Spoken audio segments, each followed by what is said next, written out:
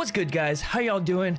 I want to let you guys know something. Avowed might be my personal game of the year. To be honest, this game is looking mighty fire, and we got a ton of new details on the game. This isn't a detailed breakdown. I just want to talk about some things that I think are really interesting, really cool, and also I want to let you guys know I have a huge soft spot when it comes to games like this. I love Skyrim, I love the Outer Worlds, Fallout. All these types of RPGs are really my thing. And on top of it, I'm a high fantasy, mystical landscape softie when it comes to that type of stuff. I love magic, high fantasy, weird looking horses, brush green livery around a giant castle. You get the point. This game is based in the Pillars of Eternity world, and I'll be honest with you guys, I have not personally played Pillars of the Eternity, but I have played many Obsidian games. I'm just not a big fan of top-down type games, but this type of game is huge for me. Now, to be clear though, this is not an open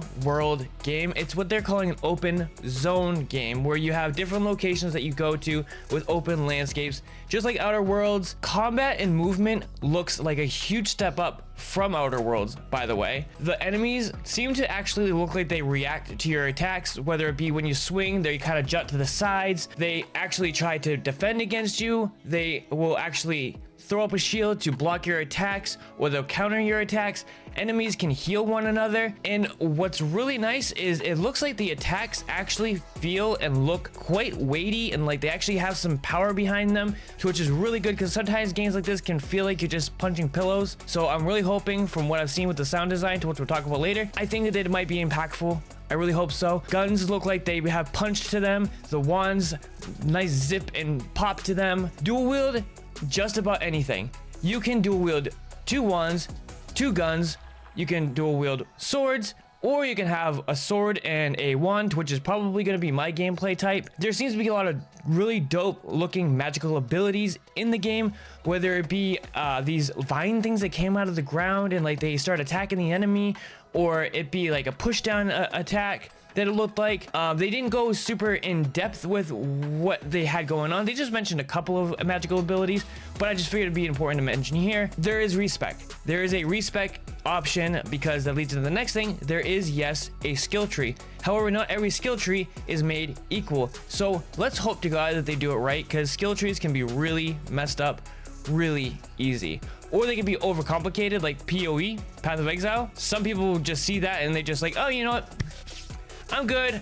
Have a good one. Assassin's Creed Valhalla, I'm playing through that right now. That skill tree could be better. Now, in my opinion, Outer Worlds felt way too stiff. What's really good about what's going on here is it looks like movement is nice and fluid, and looks like it's actually usable. There's climbing, there's swimming, there's a shield bash that dashes you forward, and then there's also a sword bash that lunges you forward with the sword. But the dash with the shield is like a far range dash, so it just looks a bit more fluid than their previous games. And now, one thing that I really noticed is sound design. Now, from what I gathered from the little bit of gameplay audio you get in these YouTube videos, it does seem like the sound design is going to be at least pretty decent. You can hear the swing of your sword going from one ear to the other, the clank of armor and weapons hitting different textures, the sound of magic wands and guns go off. It all has so much depth and texture to the sound. What everybody does care about, it's an Obsidian game. What we all love about Obsidian games is the choice and the possibilities these games have.